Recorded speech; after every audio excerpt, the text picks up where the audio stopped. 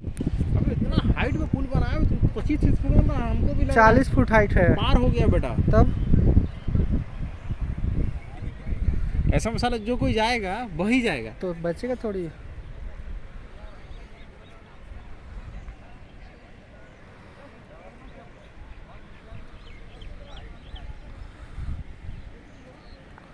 चल चल, रुक ना, काला अबे हो गाड़ी में हैंडल लॉक। चल ना, कुछ दिक्कत नहीं है, अभी कोई नहीं गाड़ी ले जाएगा। देखिए वहाँ पानी का, और नदी का पानी है।